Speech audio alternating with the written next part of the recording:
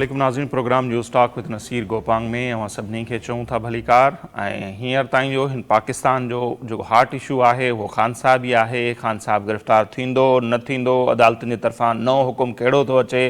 कहिड़ो फ़ैसिलो जेको आहे महफ़ूज़ थियो आहे ऐं महफ़ूज़ थियल फ़ैसिलो कहिड़ो आहे, कहिड़ी टाइम अची सघे थो। सो मुसलसल उन ते ई जेके आहिनि उहे ॻाल्हियूं थियनि पियूं। पोइ निजी कचहरियूं हुजनि, टीवी चैनल्स हुजनि, सोशल मीडिया जा मुख़्तलिफ़ प्लेटफॉर्म्स हुजनि, उते इहा ई डिस्कशन थिए पई त नेठि थींदो छा। बाक़ी जेके मुल्क जा मसइला आहिनि,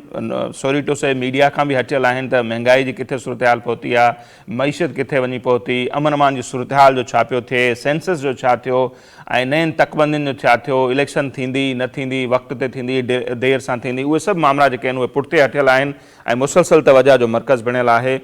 PTI जा सरबराह जेके आहिनि उहे ऐं अॻूणा वज़ीर आज़म इमरान ख़ान साहब, उन ते ई फोकस आहे त उनजो छा थियो, गिरफ़्तार थींदा या न थींदा। ऐं गुज़िरियल 24 कलाकनि खां जेको कुझु थिए पियो लाहौर जे इलाइक़े ज़मान पार्क में, उहो अव्हां जे साम्हूं आहे। अदालतुनि गिरफ़्तारी वारंट जारी कया हुआ इमरान ख़ान साहब जा ऐं उन्हनि ते अमल कराइण जो हुकुम ॾिनो हो। इस्लामाबाद पुलिस उन्हनि हुकुमनि ते अमल कराइण लाइ लाहौर पहुती हुई। उन खां पोइ जेको कुझु थियो ज़मान पार्क में, गुज़िरियल ॾींहुं बि ॻाल्हायोसीं, हर हंधि ते इहो ई सभु कुझु डिस्कस थिए पियो। सो अव्हां जो साम्हूं आहे त हिकिड़े पासे अदालती हुकुम ते अमल कराइण लाइ ईंदड़ जथा आहिनि सिक्योरिटी फोर्सिस जा, ॿिए पासे जेके आहिनि ख़ान साहब जा जेके सपोर्टर आहिनि उहे एतिरे ताईं जो पेट्रोल बम जेके आहिनि उहे उछलाइनि पिया था पुलिस ते, रेंजर्स ते, ऐं गाॾियूं मुख़्तलिफ़ जेके आहिनि सड़ी वियूं आहिनि। काफ़ी अहलकार ज़ख़्मी थिया आहिनि, पर ख़ान साहब जेके आहिनि उहे पंहिंजी होद ते क़ाइमु आहिनि। हू आइन ऐं कानून आॾो हथियार फिटा करण जे लाइ तयारु न आहिनि। ऐं हाणे त एतिरे ताईं जेके मुख़्तलिफ़ ऑडियो लीक्स अॼु हिकिड़े ॾींहं में जारी थियूं आहिनि, यास्मीन राशिद साहिबा जेके पंजाब जो सदर बि आहिनि PTI जूं ऐं अॻूणियूं सिहत वारी वज़ीर बि आहे यास्मीन साहिबा, उन्हनि मुल्क जे सदर आरिफ अलवी खे कॉल कई ऐं उन्हनि बाक़ाइदा इहो चयो आहे त असांजा कारकुन जेके आहिनि हाणे फोर्सिस ते पेट्रोल बम हमला पिया कनि, पुलिस जो नुक़सानु थी सघे थो, माण्हू मरी सघनि था, ऐं जेकॾहिं अहिड़ी सूरत हाल जुड़ी त इलेक्शन जेका आहे उहा पोस्टपोन थी वेंदी ढिघे अरसे जे लाइ। सो अव्हां ख़ान साहब सां राब्तो कयो या कुझु धुरियुनि सां राब्तो कयो। ऐं एतिरे ते उन्हनि चयो त ख़ान साहब खे अमी चओ त गिरफ़्तारी पेश कनि, यानी PTI जे हल्कनि मंझां अंदरियां इहा डिमांड अचे पई त इमरान ख़ान साहब खे गिरफ़्तारी पेश करणु खपे, आइन ऐं कानून आॾो हथियार फिटा करणु खपनि, पर हू उन लाइ कते तयारु न आहिनि। अञा ताईं हिकिड़े पासे अदालती हुकुम ते अमल कोन था कनि, ॿिए पासे अदालतुनि खां ई रिलीफ वठण जे लाइ हू मुख़्तलिफ़ अदालतुनि जा दरवाज़ा बि खड़काइनि था। इस्लामाबाद हाई कोर्ट में बि अॼु विया PTI जा अॻवान, लाहौर हाई कोर्ट सां बि उन्हनि राब्तो कयो त गिरफ़्तारी वारंट जेके आहिनि से उहे रद्द कया वञनि। सो हींअर ताईं जेका सूरत हाल आहे, इस्लामाबाद हाई कोर्ट में जॾहिं PTI जा अॻवान विया, सो इस्लामाबाद हाई कोर्ट गिरफ़्तारी जा जेके वारंट आहिनि उहे रद्द न आहिनि कया, पर उहो मामिलो जेका लाॻापियल ट्रायल कोर्ट आहे उन ॾांहुं मोकिलियो आहे। ऐं अदालत जो इहो चवणु आहे त लाॻापियल जेका ट्रायल कोर्ट आहे जंहिं ख़ान साहब जा गिरफ़्तारी वारंट जारी कया हुआ उन सां ई राब्तो कयो वञे, जेकॾहिं उहा गिरफ़्तारी वारंट रद्द करे थी त करे सघे थी। इट मीन्स कि अञा ताईं गिरफ़्तारी वारंट ख़ान साहब जा रद्द न आहिनि थिया, ऐं जेकॾहिं रियासती इदारा पंहिंजी ते अचनि त हू ख़ान साहब खे गिरफ़्तार करे सघनि था। पर जॾहिं खां ई अदालतुनि में विया PTI जा अॻवान, उनखां पोइ जेके मुख़्तलिफ़ रिमार्क्स आया आहिनि कोर्टुनि जा, उनखां पोइ पुलिस जेके जथा जेके ज़मान पार्क उन जे भरपासे में मौजूदु हुआ उहे पुठिते हटणु शुरू थी विया आहिनि। हालांकि अदालतुनि जो अहिड़ो को हुकुम कोन्हे त गिरफ़्तार न कयो या गिरफ़्तारी वारंट रद्द था थियनि, बहरहाल पुलिस पुठिते हटी आहे। सो अॼु जे प्रोग्राम में असीं उन ते ॻाल्हि ॿोल कंदासीं त हीउ जेको कुझु थिए पियो, हिकिड़ो त अदालती हुकुमनि ते अमल न कजे ऐं सिक्योरिटी फोर्सिस ते हमला कजनि, इहो रवैयो जेकॾहिं ॿिए कंहिं सूबे जो लीडर अख़्तियार करे हा, ईअं करे हा, त उन सां बि छा अहिड़ो ई रवैयो अख़्तियार कयो वञे हा, उनखे बि एतिरी रिआयत ॾिनी वञे हा जेतिरी ख़ान साहब खे ॾिनी पई वञे। अॼु जे प्रोग्राम में असीं उन ते ॻाल्हि ॿोल कंदासीं। गॾोगॾु पाण ॻाल्हि ॿोल कंदासीं PDM जा जेके सदर आहिनि मौलाना फज़लुर रहमान साहब, उन्हनि प्रेस कॉन्फ्रेंस कई आहे, उन्हनि शिकायत कई आहे अदालतुनि खां ऐं मुख़्तलिफ़ जेके मुल्क जा इदारा आहिनि उन्हनि खां। ऐं एतिरे ताईं मौलाना फज़लुर रहमान साहब जो चवणु आहे त अदालती जेके फ़ैसिला आहिनि या जेके अदालतुनि जा रवैया आहिनि उन सां रियासत कमज़ोर थी रही आहे। गॾोगॾु मौलाना फज़लुर रहमान साहब जो इहो बि चवणु हो त रियासत खे कंहिं बि जथे आॾो जेको आहे हथियार फिटा न करणु खपनि ऐं उन्हनि खे पंहिंजी जेका अमलदारी आहे उहा क़ाइमु कराइणु खपे। सो मौलाना फज़लुर रहमान साहब वक़्त जी हुकूमत खां इहा डिमांड कई आहे त अदालती फ़ैसिलनि ते अमल कयो वञे, यानी ख़ान साहब खे गिरफ़्तार कयो वञे। गॾोगॾु मौलाना फज़लुर रहमान साहब जो इहो बि चवणु हो त हू इलेक्शन जे लाइ तयारु आहिनि, पर जेकी मुल्की हालतूं आहिनि ख़ासि तौर ते ख़ैबर पख्तूनख्वा जो उन्हनि हवालो ॾिनो त उते अमन अमान जी सूरत हाल बि ख़राबु आहे। सो अहिड़े माहौल में इलेक्शन नथी थी सघे। गॾोगॾु उन्हनि जो इहो बि चवणु हो त वसीलनि जी बि खोट आहे इलेक्शन कमीशन वटि ऐं टियों जो अहम मामलो है तो समूरे मुल्क में सेंसस आदमशुमारी थे पई, घर शुमारी थे पई, वो मामलो कंप्लीट न पियो थे। हदबंदियों जो आहिनि, तकबंदियों उहे थियणियूं आहिनि, उहे जेसिताईं कंप्लीट नथियूं थियनि तेसिताईं इलेक्शन जो है मुमकिन ना है। सो इहे जेके समूरा मामला आहिनि उन ते पाण ॻाल्हि ॿोल कंदासीं। इस्लामाबाद मंझां सीनियर सहाफ़ी तज्ज़िया निगार सैयद इफ्तिखार शिराज़ी साहब जेके आहिनि उहे हींअर सां टेलीफोन लाइन ते मौजूद आहिनि, उन सां ॻाल्हि ॿोल करियूं था। इफ्तिखार शिराज़ी साहब, बहुत शुक्रिया, आपने हमें वक्त दिया। शिराज़ी साहब, सवाल ये है कल से बल्कि 2-3 दिन से ये जो कुछ हो रहा है ज़मान पार्क लाहौर में, तो उससे सवाल ये बनता है कि आप देख रहे हैं इक़्तिदार जाने के बाद खान साहब ने एक तो सिक्योरिटी इस्टेब्लिशमेंट, अदलिया, उसके अलावा इलेक्शन कमीशन के हवाले से, पार्लियामेंट के हवाले से जो ज़बान इस्तेमाल की वो सबके सामने है। अब जिस तरह से रियासती इदारों से कारकुनों को लड़ाया जा रहा है, सवाल ये है हमारा कि अगर इस तरह की हरकत किसी और सूबे, खासतौर पर सिंध, बलोचिस्तान या KPK का कोई लीडर करता, तो आप समझते हैं कि उनके साथ भी इस तरह की नरमी बरती जाती जिस तरह खान साहब के साथ बरती जा रही है? नहीं, मेरा नहीं ख्याल कि माजी के ऊपर अगर हम नजर दौड़ाएं तो यकीनी तौर पे इस वक्त जो छोटे सूबे हैं, बिलखसूस सिंध और बलोचिस्तान और खैबर पख्तूनख्वा को तो गिले यही रहा है कि जब इस तरह के मौके आते हैं तो पंजाब की तरह उनके साथ सलूक नहीं किया जाता, बल्कि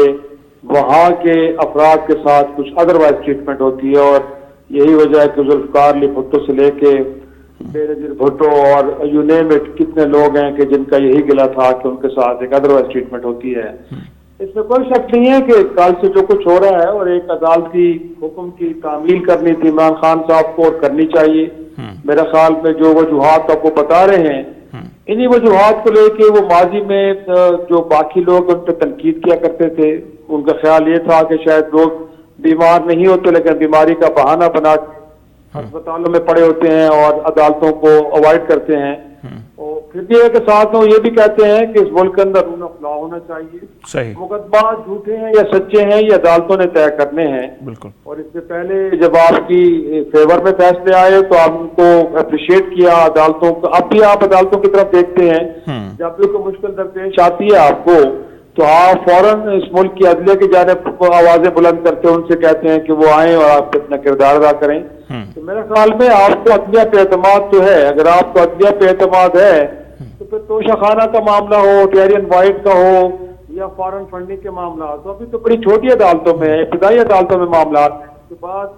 कम से कम 2 एपीलेट कोर्ट्स हैं, गोया कि हाई कोर्ट है, उसके बाद सुप्रीम कोर्ट है। तो मैं समझता हूँ कि इमरान खान साहब को इस अदालती अमल को अवॉइड नहीं करना चाहिए था। जाते पेश होते, फर्द जुर्म आयद होती,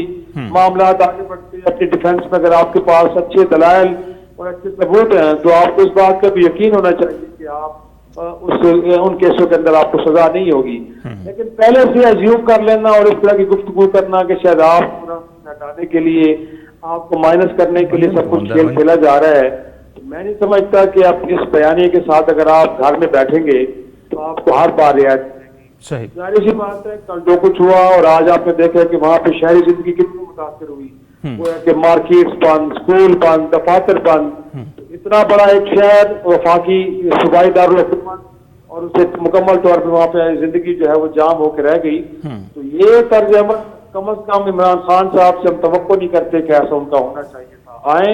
अदालतों में पेश हों। ये वही अदालतें हैं जिनसे नवाज शरीफ साहब को सजा भी मिली है, कहीं से रिलीफ भी मिला है। ये वही अदालतें जिनमें आसिफ जरदारी पेश होते रहे हैं। अब उनके लिए अदालतों को अलग से तो नहीं बनाई जा सकती। ये अदालतें, ये अदालती निजाम है जिनके सामने उनको पेश होना पड़ेगा। 3.5 बरस का उनके पास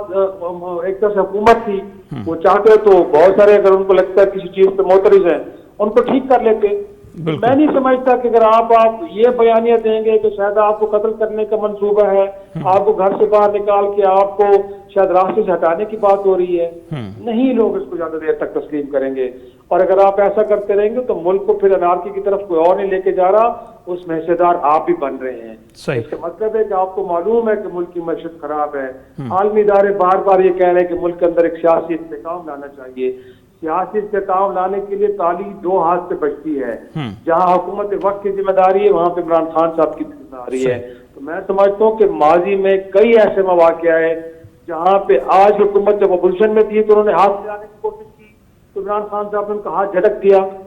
आज अदालतों से उन्होंने चोर और डाकू साबित नहीं किया, آپ کے کہنے سے کوئی چور اور ڈاکو ثابت نہیں ہوگا جب تک کہ ان کو عدالتوں سے یہ آپ اپنے بارے میں تو یہ کہتے ہیں کہ آپ کو صادق اور امین کے سرٹیفکیٹ عدالت نے دی ہے، تو جب آپ اپنے بارے میں یہ معیار رکھتے ہیں تو دوسروں کے بارے میں بھی یہی رکھیں۔ جب تک عدالتیں ان کو چور ڈاکو ڈکلیئر نہیں کرتی آپ ان کو نہیں کہہ سکتے، اور وہ بھی اس ملک کے عوام کے نمائندے ہیں، لوگوں نے ان کو ووٹ دے کے پارلیمان میں بھیجا ہے، لہٰذا ان کو آپ کو تسلیم کرنا پڑے گا، ان کے ساتھ بیٹھنا پڑے گا، گفتگو کرنی پڑے گی، تبھی کوئی راستہ نکلے گا۔ اگر آپ اس طرح مظاہروں کے ذریعے توڑ پھوڑ کے ذریعے اور اپنی گرفتاری کو ڈینائی کر کے عدالتوں میں نہ جا کے آپ سمجھتے ہیں کہ آپ اس ملک کی خدمت کرنے جا رہے ہیں یا اپنے مقدمے کو جیت پائیں گے، میں نہیں سمجھتا کہ یہ کھیل زیادہ دیر تک چل پائے گا۔ صحیح، اور وہی ہے نا شرائع صاحب، جیسے آپ نے کہا عدالتی احکامات ہیں، پولیس ان احکامات پر عمل درآمد کے لیے زمان پارک پہنچتی ہے تو پیٹرول بم پھینکے جاتے ہیں۔ اب تک جو ہے 54 سے زیادہ اہلکار جو ہیں زخمی ہوئے ہیں، جو لیڈ کر رہے تھے پولیس افسر وہ کل سے زخمی ہیں۔ لیکن یہ سوال میرا یہ بھی ہے کہ یہ ہم مثال کیا قائم کرنے جا رہے ہیں؟ فیوچر میں اگر کوئی بھی لیڈر ہو گرفتاری سے بچنا چاہے تو پھر ریاستی ریٹ کو چیلنج کرے گا اور ریاست خاموش رہے گی اس پر؟ بھائی ہم تو یہ کہتے ہیں کہ عمران خان صاحب جب آپ کے دور میں تحریک لبیک پاکستان نے اسی طرح کا ایک جو فرانسیسی ایمبیسی کے معاملے کو لے کے اسی طرح چڑھائی کی تھی اسلام آباد کے اوپر، تو آپ کے کیا وہاں اس وقت اسٹیٹمنٹس تھے؟ گویا کہ آپ کہہ رہے تھے کہ یہ ہو نہیں سکتا کہ کوئی گروہ اٹھے، کوئی جتھا اٹھے اور آ کے تو ریاست کو ڈکٹیٹ کروائے، یہ ایسا نہیں ہو سکتا، اور بالآخر ان لوگوں کو پھر واپس جانا پڑا۔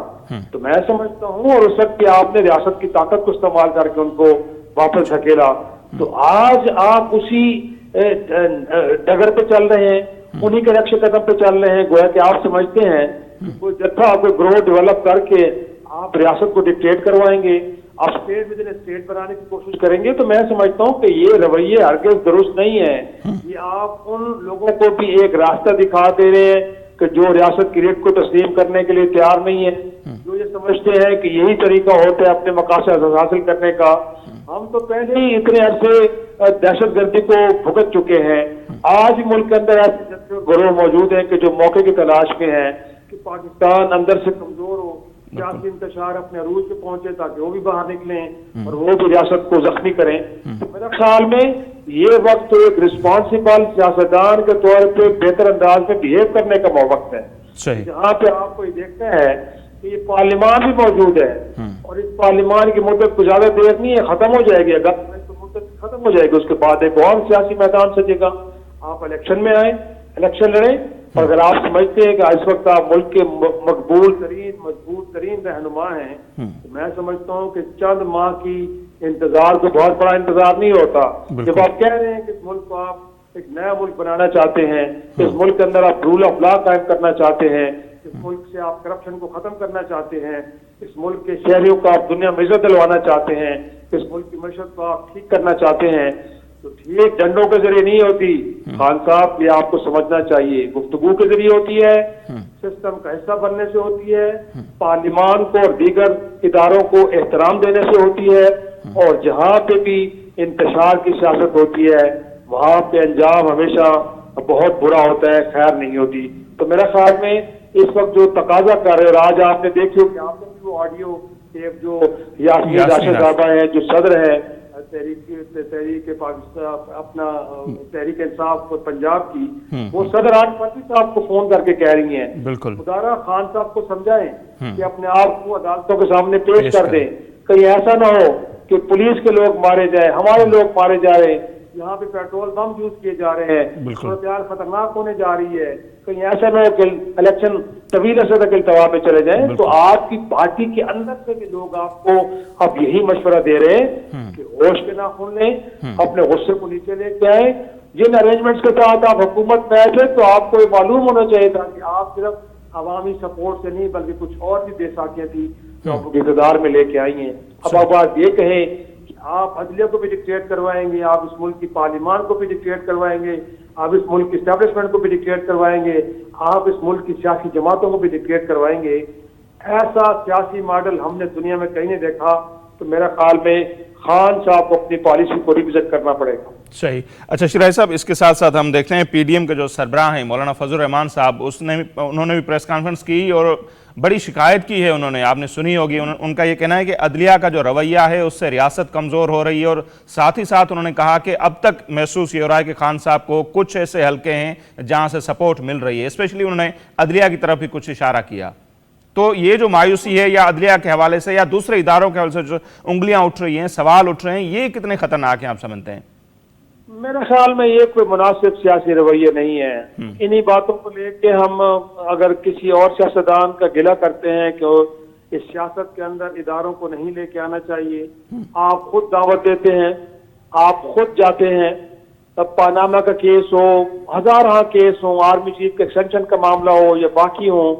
کیا عدالتیں آپ کو بلاتی ہیں یا خود آپ جا کے درخواستیں دیتے ہیں؟ ایک تو سیاستدانوں کو یہ دیکھنا چاہیے۔ پھر اس کے بعد آپ اسٹیبلشمنٹ کا گلہ کرتے ہیں، اسٹیبلشمنٹ کی چھتری کے نیچے آپ کو بلایا جاتا ہے یا آپ خود اپنی خوشی سے جاتے ہیں، وہاں پہ کھڑے ہو جاتے ہیں اور وہاں سے طاقت لیتے ہیں۔ تو میں سمجھتا ہوں کہ مولانا فضل الرحمان صاحب کے جو پی ڈی ایم کے صدر بھی ہیں، ایک بڑے سینئر سیاستدان ہیں اور ماضی میں وہ اداروں کا اس طرح کا گلہ کرتے ہوئے نظر آئے ہیں،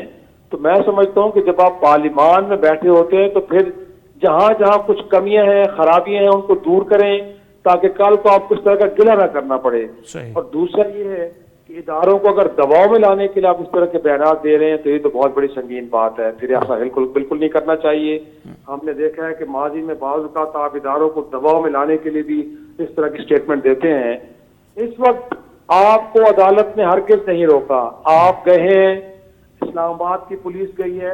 پنجاب کی پولیس ساتھ شامل ہوئی ہے، گویا کہ 24 گھنٹے تک وہاں پہ کھیل کھیلا گیا۔ اس دوران کسی عدالت نے کہا، کل کا دن تھا کہ جب یہاں پہ تحریک انصاف کے لوگوں نے اسلام آباد ہائی کورٹ میں بھی ایک ریٹ پٹیشن دائر کی، لیکن آپ کو بھی معلوم ہے، مجھے بھی معلوم ہے کہ اس کو سیم ڈے انٹرٹین نہیں کیا گیا۔ گویا کہ عدالت یہ سمجھ رہی تھی کہ اگر حکومت وقت نے ایک فیصلہ کیا ہے اور لوور کورٹ نے کوئی احکامات جاری کیے ہیں تو ان کے اوپر عمل درآمد ہونا چاہیے۔ لیکن اگر ریاستی مشینری کہیں پہ ناکام ہو رہی ہے اور اس کے نتیجے میں شہری زندگی بری طرح متاثر ہو رہی ہے اور آپ یہ سمجھیں کہ عدالتیں پھر خاموش ہو کے بیٹھی رہی ہیں، تو میں سمجھتا ہوں کہ عام شہری کے حقوق کا تحفظ بھی عدلیہ کی ذمہ داری ہے۔ جہاں حکومت کی ذمہ داری ہے وہاں پہ عدلیہ کی بھی ذمہ داری ہے۔ تو پہلے مرحلے پہ تو آپ کو چاہیے تھا کہ سارے معاملے کو بہتر انداز میں سلجھاتے، اور اگر آپ نہیں سلجھا رہے تو پھر اس کا مطلب ہے کہ راستہ عدلیہ نے نکالنا ہے۔ الیکشن کے التوا کو دیکھیں، عدلیہ راستہ نکال رہی ہے، آرمی چیف کے ایکسٹینشن کا معاملہ ہے، عدلیہ راستہ نکال رہی ہے۔ کئی مواقع میں آپ کو گنوا سکتا ہوں کہ جہاں پہ یا تو دانستہ طور پہ سیاستدانوں نے اس مسئلے کو حل نہیں کیا یا پارلیمان ناکام ہوئی، تو پھر عدلیہ کو یہ معاملہ خود ٹیک اپ کرنا پڑا، یا وہاں پہ کوئی درخواست دے کے گیا تو عدلیہ نے عوامی مفاد کے اندر اس معاملے کو ٹیک اپ کیا۔ تو مولانا صاحب، آپ عدلیہ کا گلہ نہ کریں، آپ اپنے اینڈ پہ جو آپ کی ایک طرح سے جو ہم کہہ سکتے ہیں کہ کچھ خامیاں ہیں، خرابیاں ہیں ایڈمنسٹریشن کے اندر، ان کو ٹھیک کریں۔ اور دوسرا یہ ہے کہ سیاسی معاملات کو حل کرنے کا طریقہ یہ نہیں ہے کہ آپ وکٹمائزیشن کریں، بہتر یہ ہے کہ آپ انگیج کریں۔ ماضی میں آپ ایک دوسرے کو سیکیورٹی تھریٹ قرار دیتے رہے ہیں، مسلم لیگ نون پیپلز پارٹی کو، پیپلز پارٹی کے لوگ نون لیگ کو، مولانا صاحب کو،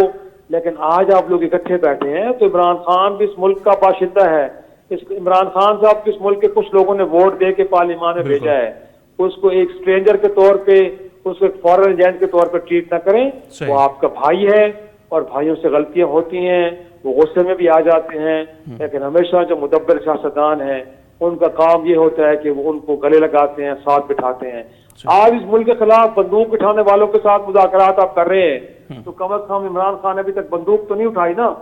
تو اگر آپ بلوچستان کے اندر اور سابق فاٹا کے اندر بندوق اٹھانے والوں کے ساتھ گفتگو کر رہے ہیں تو خان صاحب کے ساتھ نہیں ہو سکتی ہے۔ میرے بھائی تھوڑا سا حوصلہ دکھائیں، آگے بڑھیں، ایسا نہ ہو کہ امریکہ سے اور کہیں سے اسٹیٹمنٹ آئے اور آپ کو بتایا جائے کہ آپ کو یہ کرنا چاہیے، آپ کو وہ کرنا چاہیے۔ اس سے ملک کی بدنامی بھی ہوتی ہے اور اس سے اندازہ یہ ہوتا ہے کہ شاید ہمارے سیاستدان اس قابل نہیں ہیں کہ اپنے مسائل کو خود حل کریں۔ آخر میں شرائع صاحب آپ سے یہ بھی سمجھیں گے، یہ جو ساری صورتحال اس وقت بنی ہوئی ہے ملک میں، اس کو بھی نظر میں رکھیں، سینسس بھی ہو رہا ہے سارے ملک میں، تک بندیوں کا ایشو ہے، حلقہ بندیاں، ابھی 30 اپریل کو ہم کیا سمجھیں گے پنجاب میں اس ماحول میں الیکشن ہو پائے گا یا 28 مئی کو KPK میں؟ نصیر، میں موجودہ حالات میں بالکل الیکشن ہوتے ہوئے نہیں دیکھ رہا۔ جو اشارے اسلام آباد میں بیٹھ کے ہمیں مل رہے ہیں وہ اشارے بڑے واضح ہیں کہ اس ملک کی وزارت خزانہ، اس ملک کی وزارت دفاع اور اس ملک میں جو پی ڈی ایم میں بیٹھی 13 جماعتیں ہیں وہ ہرگز 30 اپریل کو الیکشن کروانے کے لیے تیار نہیں ہیں. تو ظاہر سی بات ہے ایک اور نیا بحران پیدا ہونے جا رہا ہے ایسے میں کہ عدالتی احکامات بڑے واضح ہیں اور اس کے اکارڈنگلی الیکشن کمیشن نے شیڈول بھی جاری کر دیا ہے. اور خیبر پختونخوا کے اندر بھی اگرچہ زبانی طور پہ لیکن گورنر نے وہاں پہ 28 مئی کی تاریخ دے دی ہے الیکشن کے لیے. تو اگر نہیں ہوتا تو یقینی طور پہ آئین تو خاموش ہے کہ کیا نگراں سیٹ اپ کو آگے بڑھایا جا سکتا ہے کہ نہیں بڑھایا جا سکتا, کیا راستہ نکلے گا, کیا دوبارہ معاملات عدالت کے پاس جائیں گے یا سیاستدان خود اس معاملے کو دیکھیں گے. کنفیوژن کا ماحول برقرار ہے. تو میں سمجھتا ہوں کہ اس وقت جو ایک پاسبل سولوشن ایک وے فارورڈ بن سکتا ہے وہ یہی بن سکتا ہے کہ اب ایک دوسرے کو انگیج کیا جائے اور میرے خیال میں کوئی ایک مرکزی نقطہ ہے کہ ایسا بنایا جائے کہ جس کے اوپر تمام فریق راضی ہو جائے, سب کے لیے ون ون سچویشن ہو, عمران خان کے لیے بھی ہو, پی ڈی ایم میں شامل دیگر جماعتوں کے لیے بھی ہو اور مور امپورٹنٹلی سب ملک کے عوام کی بہتری کے لیے ہو. تو میرے خیال میں اس کے لیے ایک انیشیٹو لینا چاہیے. اس میں جتنی بھی دیر کریں گے تو میرے خیال میں انتشار بڑھے گا اور اس سے اور زیادہ جو ہمارے معاشی اور سیاسی حالات ہیں اور زیادہ خراب ہوں گے. اب دیکھنا یہ کہ کیا اس ساری صورتحال کی سنگینی کا ادراک ہمارے سیاستدانوں کو بھی ہے کہ نہیں, یا یہ دوسرے کو پھر دیر کرنے کے لیے کوئی اور طریقے اپنائیں گے. تو میرے خیال میں اگین نصیر میں یہ کہوں گا کہ ہماری جو سیاسی اشرفیہ ہے اس کے حوصلے اور اس کی ذہانت کا امتحان ہے. تو ہم دیکھتے ہیں کہ اس میں یہ پاس ہوتے ہیں یا پھر فیل ہوتے ہیں. صحیح, بہت شکریہ سید افتخار شیرازی صاحب, آپ نے ہمیں وقت دیا.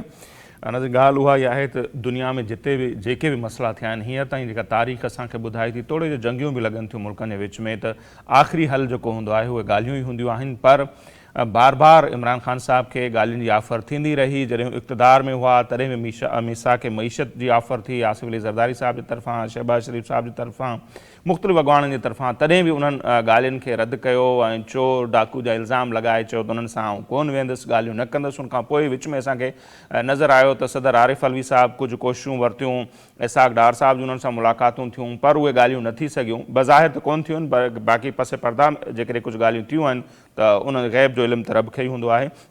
ॻाल्हियूं न पियूं थियनि, सूरतहाल ख़राब पई थिए, मुल्की मईशत त जो जेको हाल आहे सभिनी खे उनजो अंदाज़ो आहे. सियासी सूरतहाल इहो नी जेका आहे उहा ग़ैर यकीनी न वधे पई, जंहिंजा असर जेके आहिनि उहे के सुठा न पिया पवनि. ऐं हींअर जेकॾहिं असीं ॾिसूं था त माण्हुनि खे पंहिंजनि माण्हुनि खे जेको आहे पंहिंजनि ई इदारनि जे साम्हूं आणे बीहारे छॾिजे, इहो बि कंहिं बि रीति मुल्क जे लाइ, मुल्की इदारनि जे लाइ बहितर न आहे. ख़ान साहब अदालती हुकमनि ते अमल करण लाइ तयारु न आहिनि, अदालतुनि में ई बार बार वञनि था रिलीफ वठण जे हवाले सां. ऐं ॿिए पासे सिक्योरिटी जा जेके एहलकार उते मौजूदु आहिनि अचनि पिया उनखे गिरफ़्तार करणु, ऐं उहो बि अदालतुनि जो हुकुम आहे. उन्हनि ते पेट्रोल बम हमला थियनि पिया. ख़ुदि PTI जे अंदरियां जेको आहे उन ते काफ़ी ख़दशनि जो इज़हार थिए पियो. यास्मीन राशिद साहिबा जेका आहिनि उन्हनि जो बयानु साम्हूं आहे त रेंजर्स ते, पुलिस ते असांजा कारकुन उहो लफ़्ज़ इस्तेमालु पियूं कनि. मुबैना ऑडियो जेको लीक उनजी थी आहे सदर साहब सां ॻाल्हि ॿोलिजी त असांजा कारकुन पेट्रोल बम पिया उछलाइनि, सूरतहाल ख़राबु थी सघे थी. सो ख़ान साहब खे चयो त उहो गिरफ़्तारी पेश कनि. सो अञा ताईं सूरतहाल उएं जो उएं आहे, बल्कि पुलिस ज़रूरु पुठिते हटी आहे. ऐं इहा डील आहे, ढील आहे, छाजे करे इहो रवैयो अख़्तियार कयो पियो वञे? छा इहा रियासती इदारनि जी नाकामी आहे या पसे पर्दा कोई ॻाल्हियूं थियनि पियूं, का डील थिए पई वाक़ई? उन ते पाण अञा वधीक तफ़सीलन ॻाल्हि ॿोल कंदासीं, पर हिते वक़्तु थिए पियो मुख़्तसर ब्रेक जो. ब्रेक वठंदासीं, वापसि ईंदासीं, उन मामले ते ॻाल्हि ॿोल जो सिलसिलो जारी रहंदो.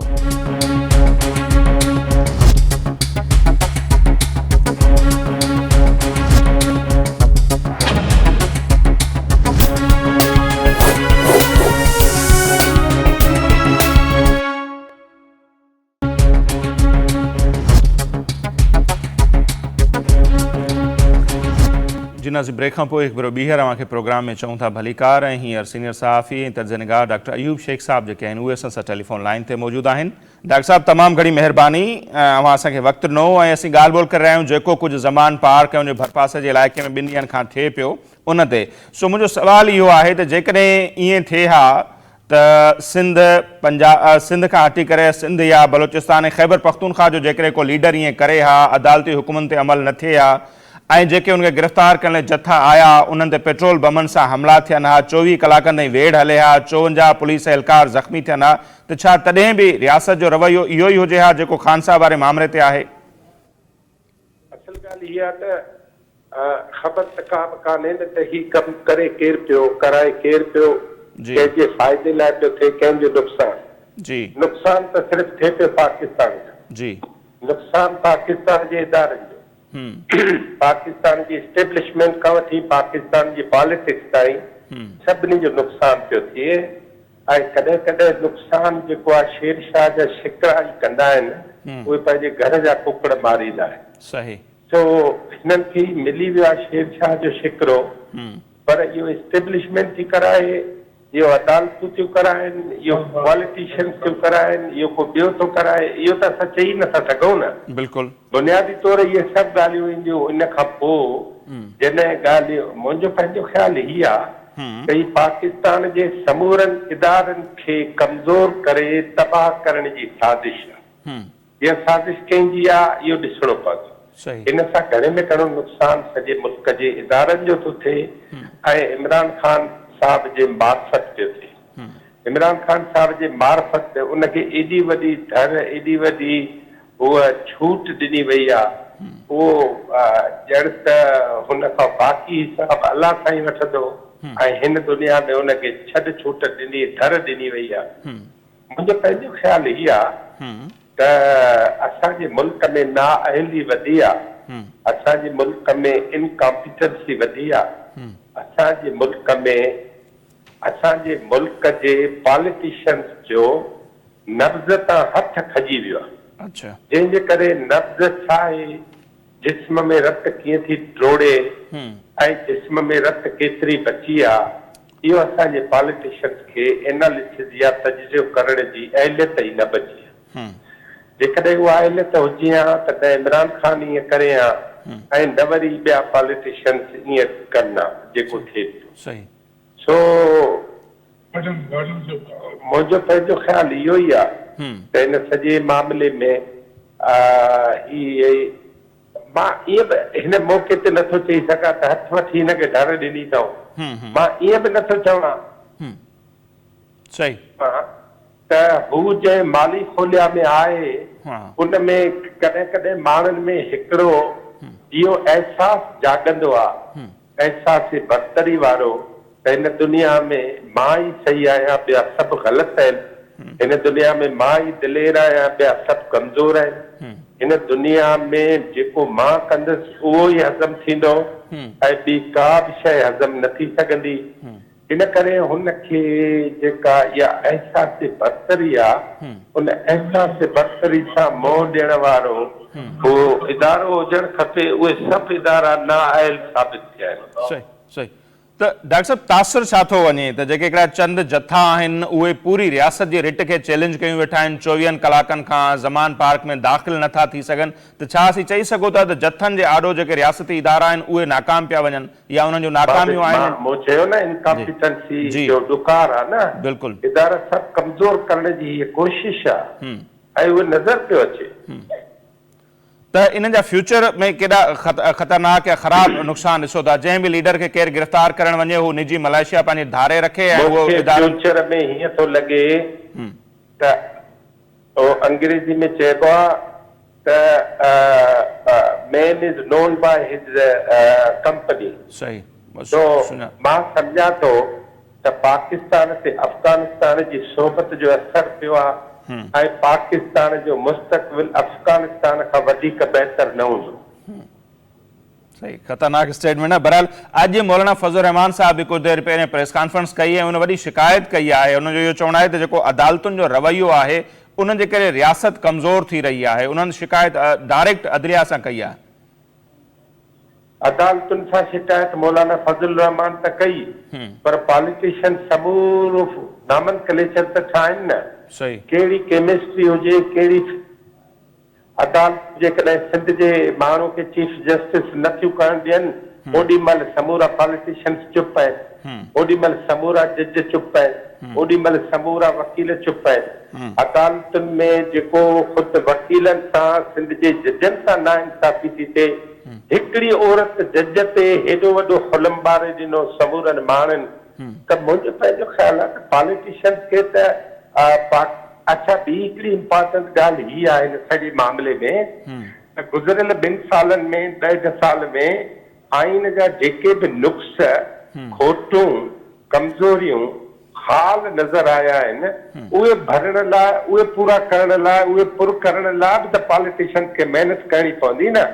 होमवर्क करणो पवंदो न पढ़ाई करणी पवंदी न पढ़ाई आई कान पढ़ण लाइ को तयारी कोन्हे महिनत करण लाइ को तयारी कोन्हे हर एक जी ॼण त हिकिड़ी सिंगल पॉइंट एजेंडा आहे बसि उन सिंगल पॉइंट एजेंडा खां अॻिते कोई नथो वधे ऐं गॾोगॾु मौलाना फज़लुर रहमान साहब जेके आहिनि हिकिड़ो त अदालतुनि तां उन्हनि शिकायत कई गॾोगॾु इहो बि उन्हनि तासुर ॾियण जी कोशिशि कई त अञा ताईं ख़ान साहब कुझु धुरियुनि जो लाडलो आहे या उन्हनि खे उतां खां सपोर्ट आहे अव्हां खे बि ईअं लॻे थो बदनसीबी आहे हिन मुल्क जी बदनसीबी इहा आहे त उनखे सपोर्ट आहे या फज़लुर रहमान साहब ईअं सम्झनि था इहा बदनसीबी आहे डॉक्टर साहब थोरो न बदनसीबी इहा त असांजे इदारनि खे अणधुरियो थियणु खपे न ही कोटा सिस्टम लाइ वेठा आहिनि हिकिड़े पॉलिटिशियन सां सुठो हलणो आहे ॿिए खे फांसी ॾियणी आहे हिकिड़े खे कमज़ोर करणो आहे टे खे छॾे ॾियणो आहे चौथे खे जलावतन करणो आहे पंजे खे साह खणणी न आहे ॾियणो छहें खे गोली हणी ऐं मारे छॾिणो आहे मर्द हुजे औरत हुजे लियाकत अली हुजे बेनज़ीर हुजे सही इन करे इहो त कोन्हे न कोटा सिस्टम लॻो पियो आहे उहे कोटा सिस्टम जाग्राफी ते डोमिसाइल ते थो हले हाणे ख़राब थी वई सूरत सही आहे ठीकु आहे डॉक्टर साहब वरी महिरबानी अव्हां असांखे वक़्तु ॾिनो नाज़रीन डॉक्टर अयूब शेख साहब जो तजियो उनजी राय अव्हां जे साम्हूं आहे त सूरत हाल जेका आहे उहा ख़राब ई थिए पई ख़राबी ॾांहीं वञे पई ऐं जेके बि मुल्क जा इदारा आहिनि उन सभिनी खे आइन ऐं कानून ते हलणु खपे ऐं असीं बार बार चवंदा आहियूं त हिन मुल्क खे हलाइण लाइ वाहिद रस्तो जेको आहे उहो 73 जो आइन आहे उन ते अमल करणो पवंदो समूरनि इदारनि खे असांजे पॉलिटिशियंस खे तॾहिं ई मुल्क अॻिते वधी सघंदो बाक़ी चॉइस जेका आहे गुड ऐं बैड वारी न हुजणु खपे ऐं जीअं डॉक्टर साहब चयो त हिकिड़े वक़्त ते ख़ान साहब सभ खां बहितरीनु चॉइस हो पोइ सभिनी ॿियनि लीडर्स खे नाअहल बि करार ॾियारियो पियो वियो जलावतन बि कयो पियो वियो जेलनि में बंदि कयो पियो वियो ऐं ख़ान साहब जे लाइ सभु कुझु थियो पियो ऐं अॼु जॾहिं ख़ान साहब जेके आहिनि उहे उन्हनि खे पसंदि न आहिनि त पोइ वरी ॿिया सभु जेके आहिनि उहे पसंदि आहिनि सो इहो रवैयो जेको आहे न हुजणु खपे जंहिं तरफ़ इशारो कयो डॉक्टर साहब ऐं बहरहाल हीअ जेका समूरी सूरत हाल आहे ऐं ख़ान साहब वारे मामले ते असां ॻाल्हि ॿोल जी शुरूआति कई जीअं इंट्रो में बि ॻाल्हायोसीं पहिरें महिमान सां बि ॻाल्हायोसीं डॉक्टर साहब सां बि ॻाल्हायोसीं सूरत हाल इहा आहे जो अञा ताईं जेकॾहिं ॾिठो वञे त हीअ इस्लामाबाद हाई कोर्ट त ज़रूरु विया पर इस्लामाबाद हाई कोर्ट बि जेको आहे केस लाॻापियल जेका अदालत आहे उन ॾांहुं मोकिलियो आहे ऐं गिरफ़्तारी जा जेके वारंट आहिनि उहे इस्लामाबाद हाई कोर्ट अञा ताईं रद्द कोन कया आहिनि ऐं उन्हनि खे लाॻापियल अदालत ॾांहुं मोकिलियो आहे उन जो ई इहो अख़्तियार आहे त हू चाहे त इहे गिरफ़्तारी वारंट रद्द बि करे सघे थी या न बहरहाल अञा ताईं जेकॾहिं रियासत चाहे रियासती इदारा चाहीनि अदालती हुकुमनि ते अमल कराइण ऐं अदालत जो उहो हुकुम आहे ख़ान साहब खे गिरफ़्तार करे पेश कयो वञे त हू करे सघनि था पर उनखां पहिरियां जेका सूरत हाल नज़र आई आहे सो ज़मान पार्क उनजे भरपासे जे इलाइक़नि मां पुलिस जेके जथा आहिनि उहे वापसि रवाना थी विया आहिनि या पुठिते ज़रूरु हटी विया आहिनि ऐं उते जेका सूरत हाल आहे हींअर काफ़ी बहितर आहे सो हींअर ताईं जेका इहा सूरत हाल आहे ईंदड़ ॾींहनि में उन ते पाण वधीक बि ॻाल्हि ॿोल कंदासीं अॼु जेको असांजो प्रोग्राम आहे हिते पंहिंजी पुॼाणी ते थो पहुचे असांखे ॾींदा इजाज़त अलाह निगहबान।